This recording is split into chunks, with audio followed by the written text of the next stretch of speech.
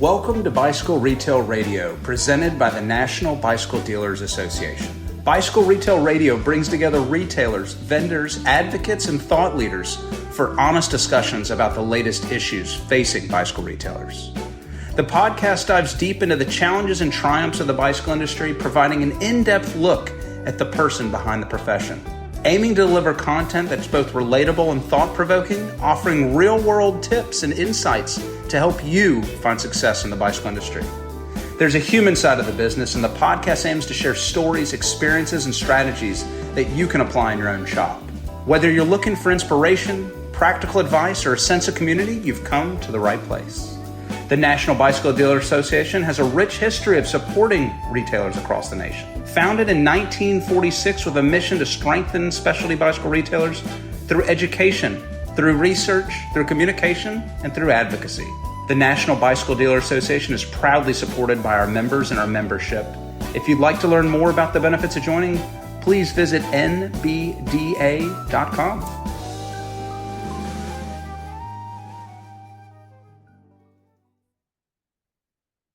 Hey listeners, welcome to Bicycle Retail Radio. This is Heather Mason, NBDA President. I'm thrilled to have you here.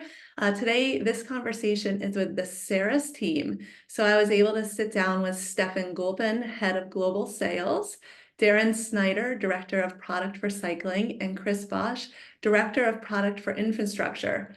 We're going to dive into Saris's mission, their dedication to retailers. We're going to talk about racks, trainers, and storage solutions. Saris will be joining us at the CABDA show, so we'll talk about their plans. Lots of great things for retailers, lots of great nuggets. I really enjoyed this conversation. Hope you do too. All right. Hello, gentlemen. Thank you for joining us. Hi, Heather. So thrilled. I think the last time I saw you, Stefan, was at maybe the Retailer Summit in Bentonville last May, right? Correct, yes. And you're always smiling, you're always so happy. I love that. I'm a happy person, which is kind of an oxymoron because I'm German, Right? Darren and Chris, it's so nice to have you on the podcast. Thank you all for making time today. Yeah, likewise, Heather.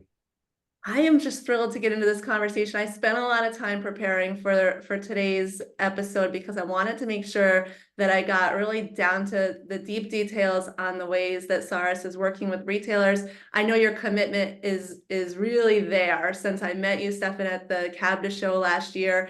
It's really been evident to me how much you care about retailers, and those relationships are so important. So I wanted to make sure I handled this podcast with the greatest dignity and gave it all I had. So if you guys are ready, I got a whole slew of questions. Let's do this, right? Go ahead. Right. Stefan, I want to start with you, and just in a broad sense, what is Saris focused on today? Since you joined in 2023, I know there's some key initiatives that were important to you. Can you just catch our listeners up? Sure. I'd like to go back to the acquisition, actually. I used to, or I'm still working for the parent company of Saris that purchased Saris in 2022, November 2022. It's a company called CNA Global. We own several manufacturing businesses across the United States. It's not private equity, so they're not in to buy and flip a business. They're really invested in manufacturing and developing brands long term. I came kind of from the outside of the industry. I used to work at companies like Nokia, Panasonic, Polaroid, and consumer electronics mainly. And this is my first venture into the bike industry.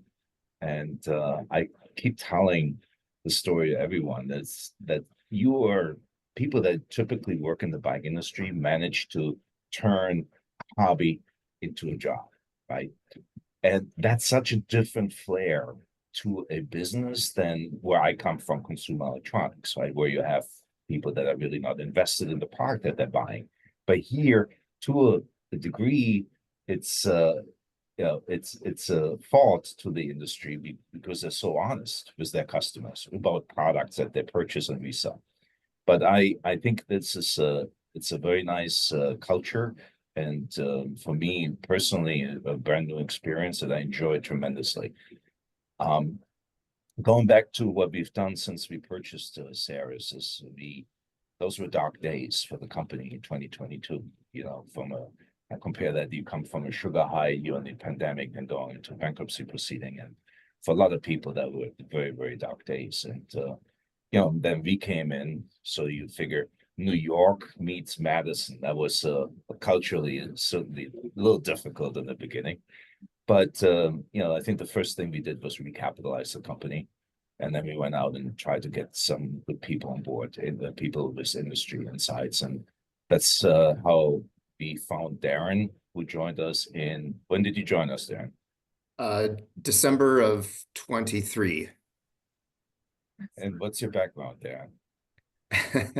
It's primarily in the bicycle business. I'm from Oregon originally, started in bicycle retail. I've got 15 years of bicycle retail experience in service side, started in the service side, then moved into sales and ultimately management. And from there was kind of headhunted or cherry picked out of a vast sea of people to go start my career in product development. So my first foray was at Thule Car Racks. I was there for 5 years. Was kind of recruited to come to Saris and was at Saris from 2008 to 2010 as the product manager for bicycle racks and infrastructure. And from there, through this cycling community, found my way to Trek. And I've been at Trek for the last 14 years as a director of product development for one of their major bicycle categories.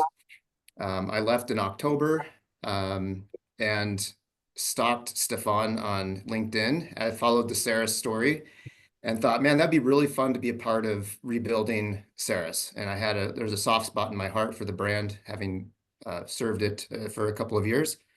And so it happened pretty quickly. I was going to take a little time off, and 2 months later, I found myself right back in the bike business where I belong. I love that story. Can you imagine, Heather, how excited I was when Darren called me? Because we were coming out really dark period. I was mentioning this, right? Really dark times, and in 2022 and 2023 was really about just rebuilding a foundation. And then here's a guy of Darren's caliber called us and said, hey, I may be interested in working with you guys, right? So that was like in the beginning when I started, I couldn't get anybody to return my phone call. So here's like an industry veteran of his stature who's giving me a call. Oh. So that was a change in a year's time frame. And since Darren joined us, and he will tell you more about it later, the changes that the things he's bringing to the table are just tremendous. So very happy about that. I love that.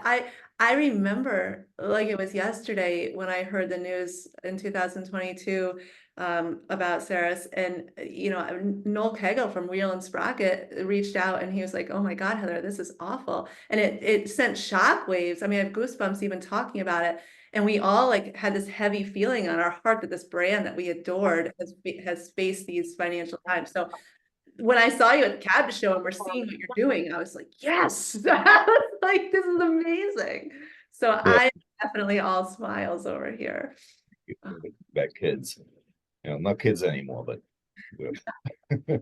Chris, we should get you into the conversation. You're the director of product for infrastructure, which is so cool. This is all products for public parking and public bicycle equipment. You've been at Saris for 11 years, right? So Correct, tell us a little bit more about you. How about that? Yeah, so came in about 11 years ago. At that time, I was working on our consumer brand, so really the racks and trainers, and then made the switch over to infrastructure. At that time, we were calling it Saris Bike Parking. And so at that time, we were really doing, pretty limited line of really simple rudimentary bike racks, kind of the first things you picture when most people think of bike racks. And in my time here, we've really expanded that, and that's why we've changed the name. It's not just bike parking, it's basically everything in the built environment that supports cycling out in the world. So adding more complex bike parking systems, as well as repair stands for public use, has become a huge part of our business that you'll see very commonly out on city streets or in big commercial bike rooms as well. I remember back in the day, this is like way back, like 2007, when we needed some I don't even know when. It was a way back when I was working in retailer. We needed to find an outdoor stand. You guys were like the only ones who made anything for public parking at that time. So you guys have been in this industry for a while. And I've seen those outdoor repair stands. It's so important. So I can't wait to get in. I do have some questions for you later. What do you guys think about the current state of the industry right now? We're recording December 2020. Yeah. Yeah. At least on the infrastructure thing, we've been, a little bit more resilient to some of the changes that have happened, in the standard consumer bicycle market. So that's been great for us. And we continue to see cities adding and making new laws to improve their bicycle infrastructure, which is great for us. Bike parking is a big component of that. So it's been a great boon for us, and we continue to see that grow and expect more over the next few years. Nice. Stefan, what do you think from where you're sitting? So, I was talking about dark days, right? So we lost a lot of share in 2022, and even in 2023, we weren't able to regain a lot of it. And it wasn't until recent that we were able to kind of turn the sales curve around, and we have nice growth this year. And so from that perspective, it didn't really matter whether the market was up 2% or down 5%. It didn't matter to us really, because there was the bar was so low compared to last year. We have been growing nicely. We see some really positive signs with retailers now being ready to take more inventory positions again. This is a very product-driven industry. And in the accessory space, particularly car wrecks, there hasn't been much new products over the last 2 or 3 years because of the pandemic and the backlash related to that, shortage of cash and people having to cut back on product development. Now, we were kind of like different, right? We started off 2 years ago. We recapitalized the company. We were able to recruit people like Darren, bring him on board, and restart product development. I'll let Darren talk to that. But we're locked and loaded for next year with new products, and I think that's going to fuel our growth for next year. I'm excited about the years to come. I think as an industry, we have to keep our eyes on ridership, growing ridership, reminding people to get back on their bikes, enjoy their local trails, safe places to ride. But yeah, I'm really fueled with a lot of excitement for 2025. We've been working with our retailer groups, talking about best strategies for business forward. And a lot of those conversations start with just helping the retailer identify their mission vision as a retailer, how they're serving their community. So I thought it would be fun to ask you guys about Saris's mission and vision and how you're serving the industry at large. Like, I don't know, Darren, maybe this is a question for you. Yeah, and to the credit of Saris as a brand prior to receivership, they had a strong mission and vision of what they wanted to be as a brand and what they represented to the industry and to the bicycling community. And rather than throw that baby out with the bathwater here, I'm like, we need to lean into this more. It wasn't a bad formula. It just that there was some business management issues we're through that. So when I look at Saris's vision, it's really about breaking down barriers between riders and their rides, and how that translates into how we act as a brand, as a company, but more importantly, or equally as important, is the products we make. And as I started looking at the industry, the marketplace, and in particular some of the categories we participate in, I've noticed a trend that prices have just kept going up and up and up. And I think that is a concern from my seat about when you're attracting new riders and participants to a sport. It sometimes feels unapproachable, or the accessibility to some of these products from a price value proposition. And then also just, are products inviting in and of themselves? Are they easy to understand? Are they intuitive by design? And so I think that really translates into our actions as product development people in this space. The vision is pretty simple. It's a cycling community of inclusion. And I'll speak to that a little bit about when we get to facilities and some of the things we're doing at a local level to encourage and recruit more people and bring people in. And I love the organization of NICA. I use NICA as an example for a lot of, when I'm talking about product and product positioning, it is a gateway for a lot of people into cycling and young people. And what's exciting about young people getting into cycling through NICA is that it brings the whole family with them. And so I think about that journey of that new cyclist at a young age coming in and inviting their family to participate. And I look at our products and what people are paying. It's a big investment to get into this sport. And so as we talk about our mission and vision, I want to translate that into our product roadmap so that we can hit price points and features that are more approachable and accessible for a lot of the general public from a non-enthusiast perspective. Yeah, I like how you say removing barriers, right? So again, I'm going to go back when I was in retail, that Bones rack, every bike I sold, no matter what car, we could get that person home with their new bike because of that rack. It made my life as a retailer easy, and it made the customer just overjoyed because even if they changed cars next year, that rack was going to work again. So it was like the best remove barrier item I've ever seen in my life. So high five on that one. And it's still alive. It's still alive. Yeah, still a relevant product. Am I dating myself now? No, it is still alive. NICA is a great organization, and I love to see the whole families get involved. Tell me more about then your global headquarters. You're in Madison, Wisconsin. What does this space look like? I have a couple visions in my head, but I'm sure they're wrong. So help me.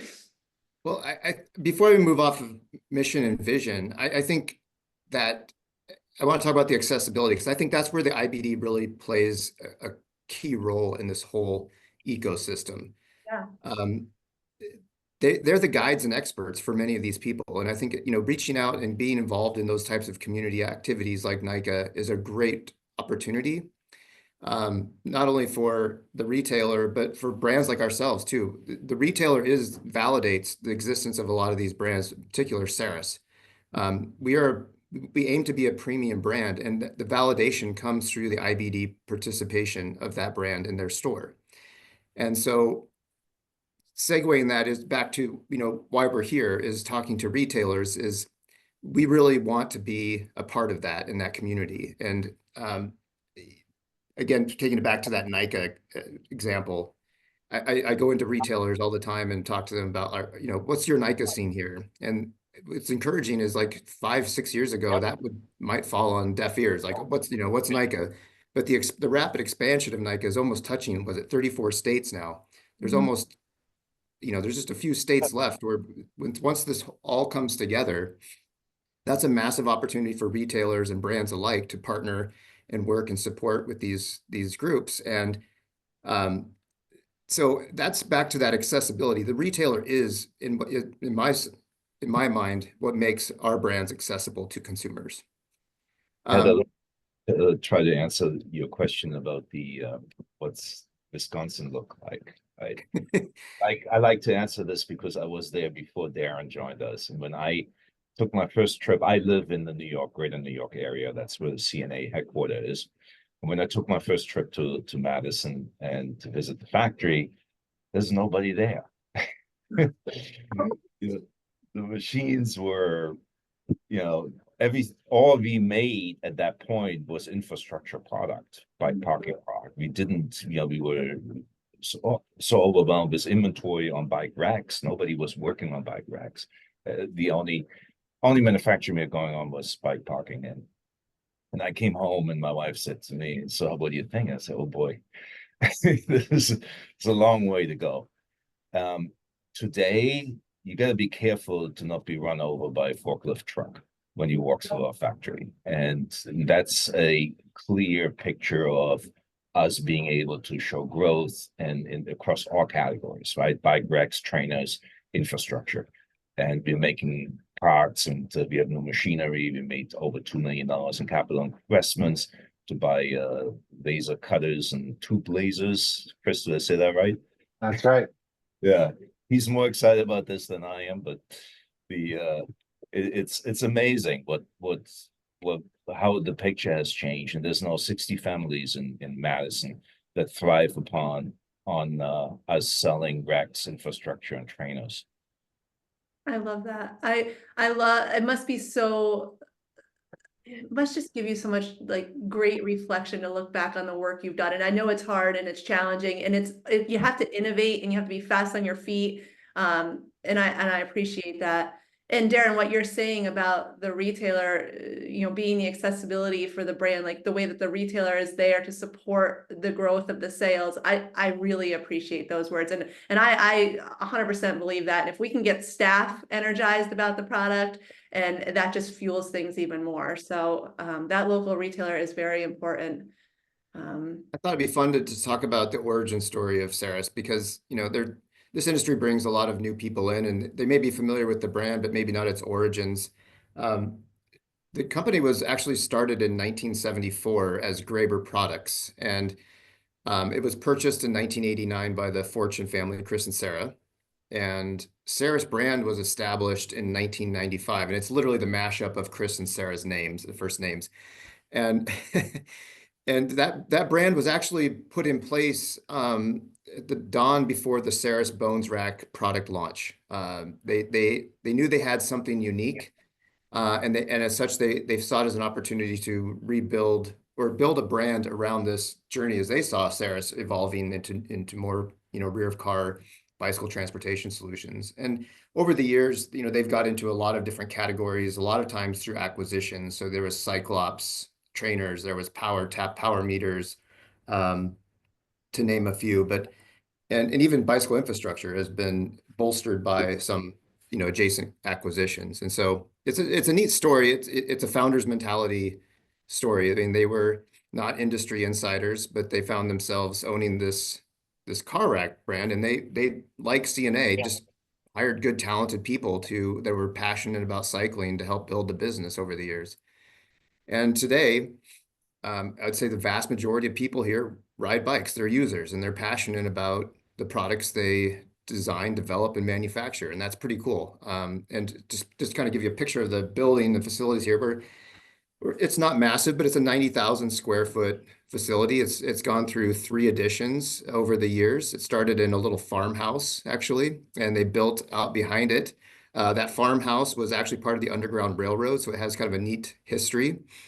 And then as Stefan alluded to, we manufacture stuff here. So it's pretty cool. You can walk out the back door here and you're on the factory floor. You're watching things be welded, tubes being bent. As Stefan said, thanks to CNA, we had about a $2.5 million capitalization of new production capabilities. So, tube lasers, sheet lasers, and that's massive, not only from an efficiency standpoint, but it really improves our product development process, because a lot of times when you're prototyping things, you have to send out a drawing. It takes 2 to 3 weeks, sometimes 4 weeks to get a part. You break that part, you learn, and then you repeat the process. We can literally do it in hours. I mean, an engineer can walk out on the floor, have a part made, put it into a test fixture, and learn something within the same day. And that's an accelerant for our product development process. So that's pretty awesome. And I think it's unique in this industry. There's not a lot of US manufacturing left in this industry. And I think CNA saw that as an asset, not a liability. And in times where everyone, is still looking to offshore production. And certainly we have components of our business that are still dependent on Asia, but for the vast majority of what we do, it is manufactured in the United States. I love that you shared the background, and I think that was like the thing that pulled on the heartstrings, and back when we heard the news in 2022 is that Chris, that the company was being faced with these challenges. I'm really glad you brought up the Made in the USA too, because with our new leadership coming into office and all the unknowns ahead of us, seeing manufacturers or brands do their manufacturers here in the USA is going to have a whole nother level of meaning. Stefan, what are your thoughts on that? I just want to get you into that conversation too, just about the Made in the USA piece and the importance to the brand. Well, from a sales perspective, I think we talked about this when we were together in Bentonville. I think it's more than a tiebreaker, right, for consumer too. That's important in my mind to help consumers understand that when they purchase a product that's made in the US, it helps people that are their neighbors, right? And the new complexity, this incoming changes in Washington. We don't know what's going to happen with tariffs and whatnot. So it kind of like, I don't say we were rooting for Trump, but we were kind of the tariffs may play in our favor, right? Eventually. So, and because we have the capability, and on Chris's side of the business, the infrastructure side is even more important because this stuff can come from China, right? We make pretty much exclusively everything in. Right, Yeah, Chris? and we got a lot of Buy America type projects, just because ours are going more into those government or more construction focused projects. Having that US based product is really important for our end. Well, we can also react very, very quickly to changes in demand, right? Because we have the in-house production capability, we can make decisions on the spot. Darren, Chris, the factory management, we talk every Monday morning. We make changes on the spot when needed to satisfy demand or accommodate for demand changes. So that's a big advantage that we have. We don't have to wait for a Chinese factory to make new goods and then wait for 4 weeks later for the container to arrive. Yeah. Yeah. You know what, I want to shift a little bit because I want to talk about how you're working with just retailers as far as distributors or sales reps, or do retailers need to go direct to Saris, or do they have the option? So just a little bit more on that, Stefan. So I think the one thing that we recognized in 2023 is that because of the inventory situation in the channel, we needed to allow dealers to buy just in time, right? To give them the option to buy smaller quantities just to react to immediate demand, and don't bother them with trying to write larger pre-orders or pre-book orders and stuffing this more inventory. They came out of a bad time too, right? So dark times for Saris, but also a lot of cases with very dark times for retailers. So just in time was a big subject for us in 2023. So we implemented a new policy where we said everything you buy from Saris is free freight. You buy 1, you buy 10, it's free freight. So, and then we created, the next step was to create a B2B portal, self-service portal where dealers can just log in, buy a single bones, and we'd usually get it within 2 days. Right? And no freight. How do you even do that? How do you even do that? Like, it's like, thank you, but wow. So, because we have 3 distribution centers across the US, that's our parent company's capabilities, and we're shipping as a parent company, CNA Global, we ship over 20,000 packages a month. We have very favorable rates when it comes to FedEx and UPS ground, so we can basically service the entire continental United States within 2 days, and UPS ground, and most of our entry-level products, particularly bones, dealers now buy in 2s and 3s, and they usually get them within 2 days, and it's been great. So did you find, so 2 questions then, did you find that how did retailers react to that? And were you able to get more retailers working directly with you because of that? Yeah, we like retail because was one piece to it.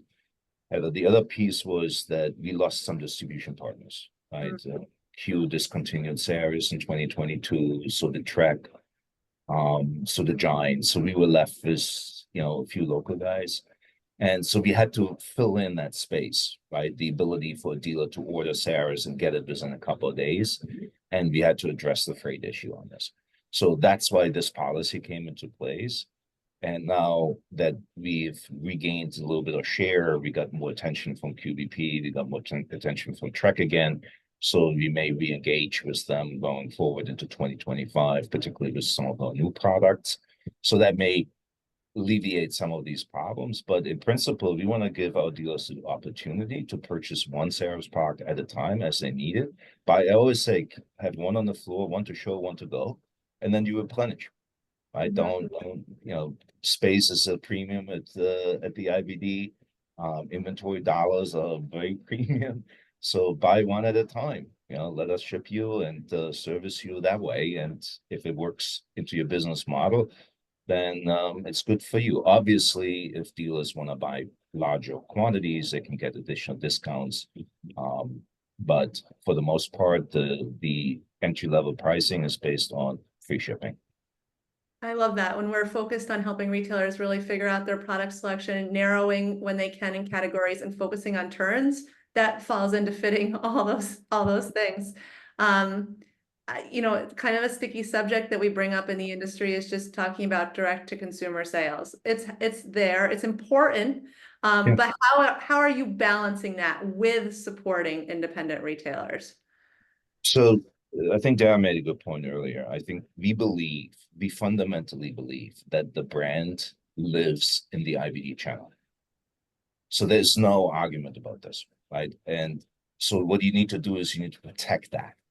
You need to protect that, and you got to make sure that your partners in the channel can make money on your product line, aka free freight and very strict MAP and Amazon Marketplace reseller reinforcement. Right? We are very strict about this. And we're a large company. CNA has a lot more muscle with the likes of Amazon or Walmart marketplaces than others do. And we are ruthless when it comes to enforcing MAP. And it's probably not a good word to use, but I like to put my head on as an IBD right now listening to me. We are ruthless when it comes to MAP enforcement, right? Because we're doing this to protect the IBD, giving the IBD the chance to make their full margin. And that's very important. We had a couple of very large retailers that were engaging on the Amazon Marketplace and violating our sales policies, and where we were able to leverage ourselves, and I won't mention any names, but those retailers' businesses were suspended by Amazon as a whole for more than a week at a time. And we're going to continue to enforce this because the good ones know that this protects them. The good IBDs know that this protects them. And this is something we spent every week. We spend countless hours on monitoring it, enforcing it. Yeah, It's not only good for the retailer, it's imperative for the brand and the integrity of the brand. Yeah.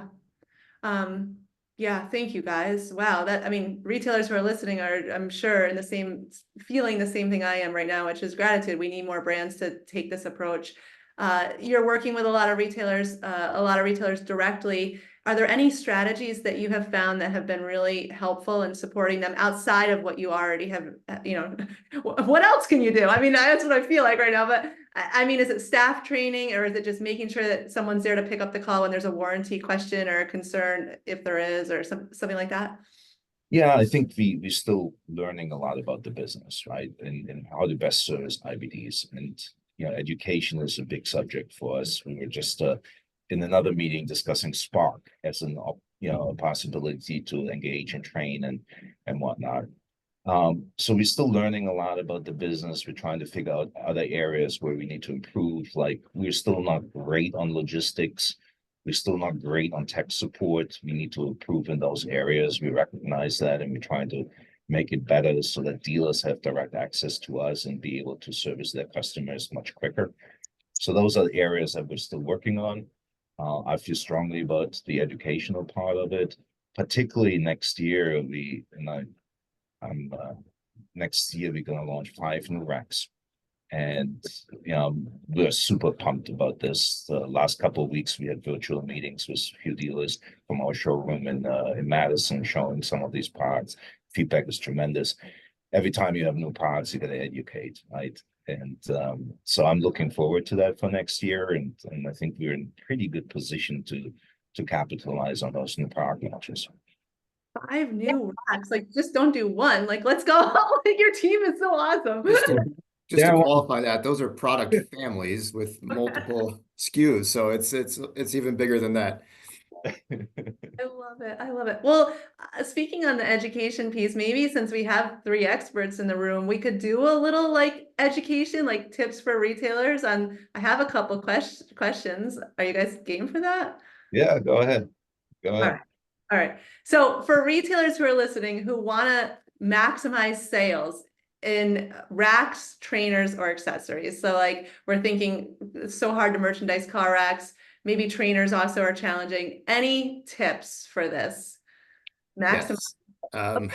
Darren's like, I'll jump in.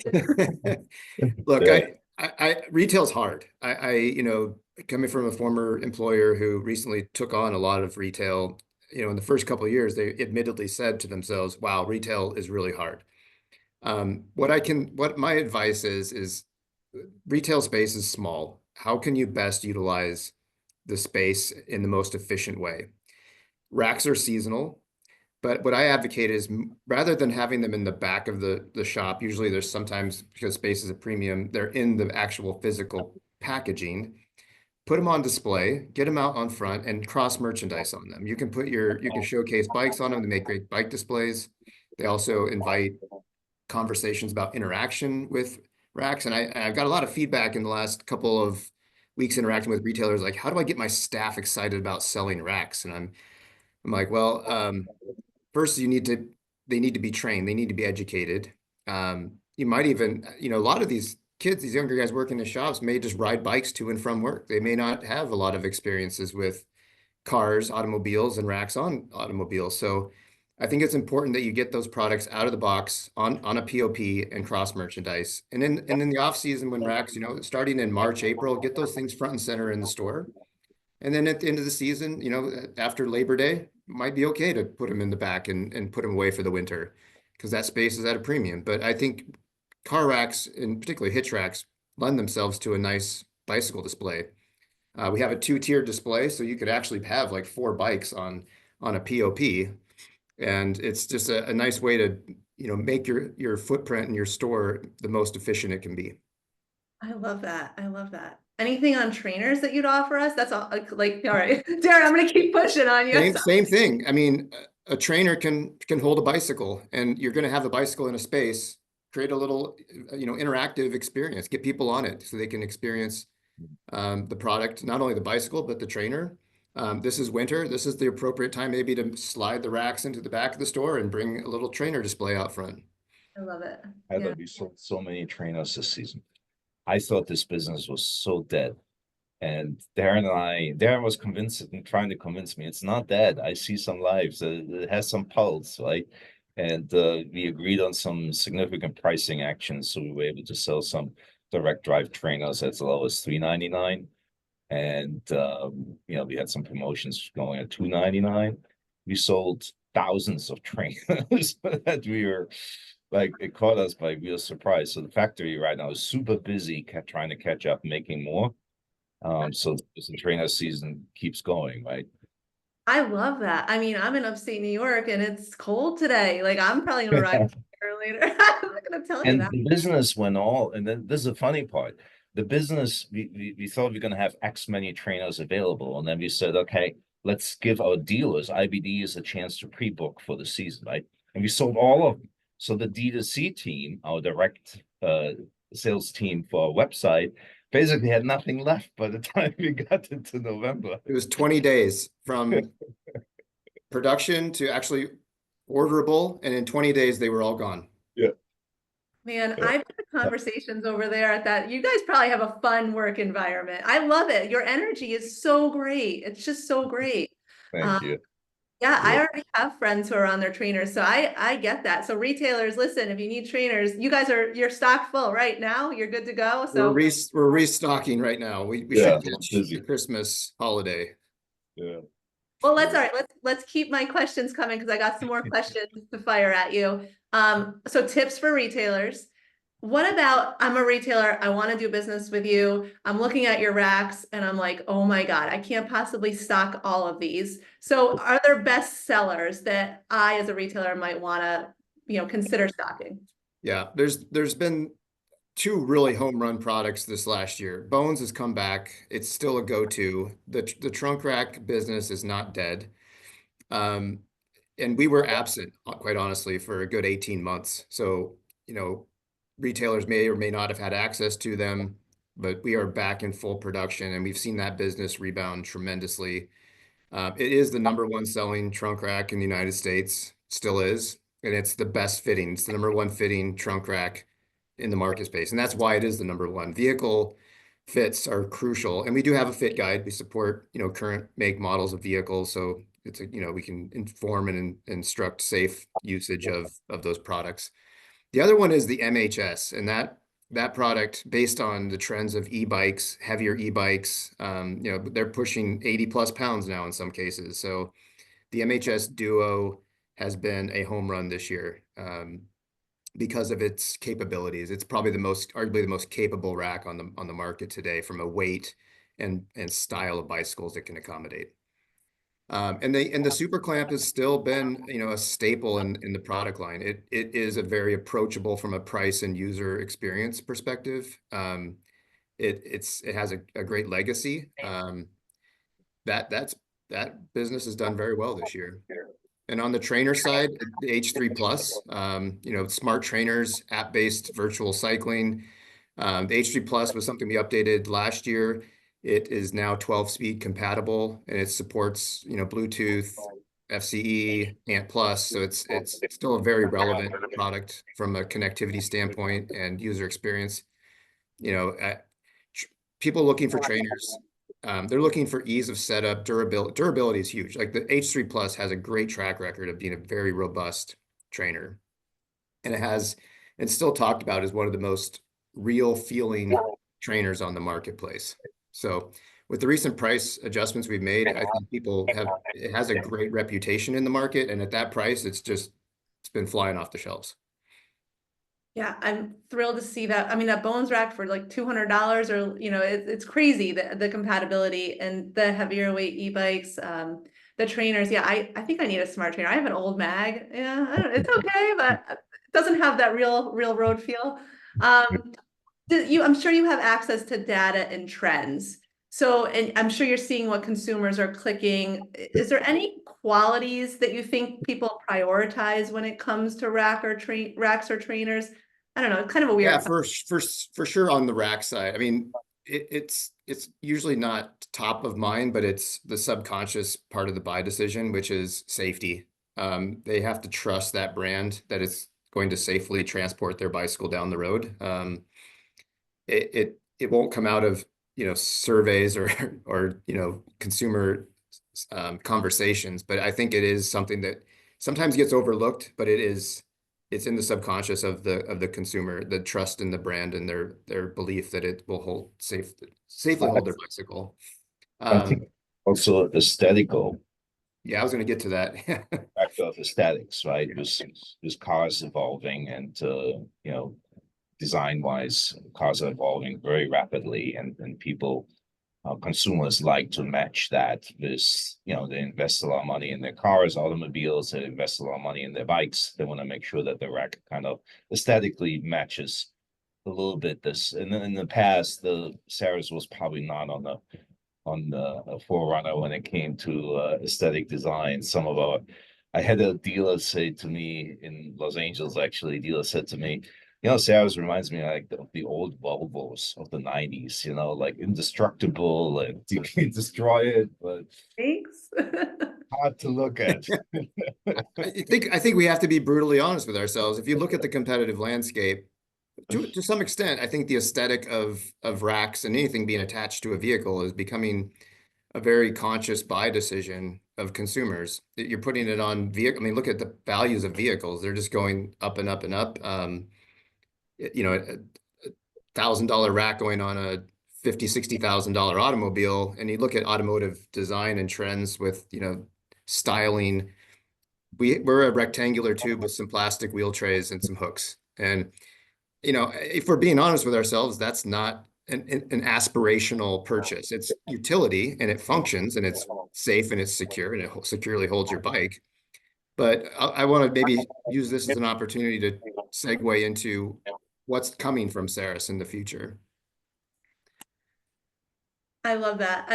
And you're right on the aesthetics part, because I didn't really think about this too much, but one of my colleagues was, buying a rack for his brand new, beautiful Audi that he had. And he was like, oh no, I need the prettiest rack. And I'm like, how come we don't think about this? So yeah, what is coming down the pipeline for sure? The other side of that coin is look at what's being transported on them. Look at the average selling price points of bicycles now, $2,500 and above. A rack is, whether the bike's on there or not, is a statement. It says, I'm a cyclist and I'm proud of this. And so we see a huge opportunity. And I want to talk, just because you're on a journey, when I arrived, back to the data and how what's my philosophy and approach to product development. I did a deep dive into the market, and in my 14 years of being absent from the car rack side of the business, a lot has changed. The top 3 selling vehicles are full-size pickup trucks.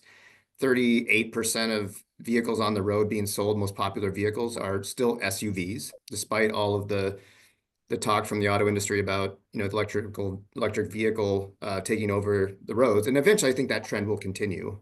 But in the here and now, those automotive trends and bicycle trends drive consumer behavior and purchase.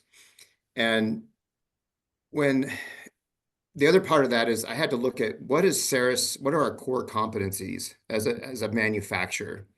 And that really helped me narrow in on where do we need to move first? What are the products that we think we can be successful with? And it was really clear to me that car racks were still no one wanted to talk about trainers when I got here because that whole market was stuffed up with inventory. So I said, if we're going to strike, the biggest space that we play in or have traditionally played in is the rear of car. So hitch racks and trunk racks. And the next layer to that was looking at the data. You could quickly see from a Pareto effect, what are the top performing items? We dissected those. We were really critical of ourselves in those spaces. Where can we improve upon this user experience? Because I'll get to the NPD pillars really quickly here. It's quality products, uniquely differentiated, beautifully designed, and launched for success. And I want to talk you through each of those and how they build on one another to ultimately deliver these 5 new product families in the coming year. Saris is known for quality products, but that's not good enough. I want to make sure that when we launch products, that the product we're putting out there, that first piece, is 100% to our standard. And so we've invested a lot, not only in production capabilities, but also in testing capabilities, both real world and lab. We have way more shaker tables than when I was here last. We can break things quicker and more frequently. So we're getting and more importantly, having the discipline to say, no, this is not ready. We are not going to ship this. And I can give you examples of that, but I'm not going to. But there were many projects that were already in play that I'm like, no, we have to stop. We cannot put this out there as it is. We need to improve upon these things. Holding ourselves to a really high standard ourselves before we put that product in the market. The uniquely differentiated component is back to those dissecting the current product on the market and being really self-critical of our own products. But there are so many unmet needs and opportunities for improving upon these experiences that exist today. We do not want to be me too. We want to make sure if we're putting something out there, we're improving upon that experience. And it goes back to really understanding who we're designing for. And so we've built these really robust consumer segmentation and rider personas. So we really understand who we're designing for. My experience in product development is if you try to make something for everyone, there's so many compromises made that it's either a watered down message or it's overly complicated and overly costed. And so I want to be really laser focused on who we're designing for and what unmet needs we're solving for, so that when I hand this to sales and more importantly to the market, those unique selling propositions are clearly understood, and more importantly, who we designed and developed it for is understood. And that needs to be carried through in your marketing, your visual asset creation, everything. Ultimately, consumers define what they want and how they're going to use it. But it starts with us as a leadership role in that quest to put that product in front of the appropriate. I love this highly analytical user end user. That we just had is like, this is going on an automobile. And I think hopefully what comes through in these 5 new products in the coming year it's a pretty big departure from what Saris is known for today from a visual aesthetic perspective. But it's not just aesthetics, it's material selection, finish selection. We've painstakingly scrutinized everything we do from a visual execution, but also a durability and construction perspective. So hopefully I can say it, but ultimately the market needs to answer that. Now we're all like, tell us when, we can't wait. This is don't give it all away, Darren. Save some for later. But this is my point. We're going to be at all 3 CABDAs this year. We have booths at all three CABDAs. We're going to be showing new parts at each CABDA. The later, the more new parts you see, but starting in January at CABDA East, we're going to show a very, very innovative new rack to dealers. We're going to have it on display. I encourage everybody who's listening here, come by and see us at CABDA. Get your new Saris swag and take a deep dive into some of our new products. And I hope you're going to be as excited as we are about it. So I have all these thoughts right now. First, I love the highly analytical view of yourself. I think we should do that within every aspect. If it's business, if it's personal, like look at everything. Look at all those blind, ugly, like the blind spots, the ugly spots, the great spots, and see how you can just refine and improve. And I love the process that you guys went through. I am thrilled for CABDA. I'm thrilled to just this general conversation of how much growth and where you are today. And our relationship, the little part of it, like being part of it, excites me. So every retailer or supplier or person listening to this podcast who's been part of this Saris, like coming back, wow, it's awesome to be part of it. Chris, I gotta get you part of this podcast. Chris, can I ask you a question? I have a question. Lay it on me. All right, so we were talking about tips for retailers. And I don't know if you work directly with retailers, but some retailers might want to have a role in their community of helping maybe get a bike rack at their local park or one of those repair stands. Do you work directly with retailers? Are there any tips or advice you would have there for retailers? Is this a great question for you or Yeah, absolutely. So, certainly, for most IBDs, Stefan and Darren are going to have a lot more experience. Our line of products are really more towards architects and contractors, builders, governments, but there definitely are opportunities for dealers. One is home storage. That's a small part of our business, but a lot of our products are well suited for storing bikes at home. So somebody brings their bike home and they need a spot to put it. So there's definitely products in our line that can be used in the IBDs for that purpose. But to your point, advocacy is a great thing that we've seen a lot of dealers do. Either talking with their local bike advocacy groups to try to get more bike racks into their local communities through the deals that we may be able to offer them. We also have offered branded racks or branded repair stands so that those shops can really kind of put their name out into those spaces. So there's definitely some opportunities there. And then another one that we've actually seen some bike shops take on is actually trying to bid out these construction projects themselves.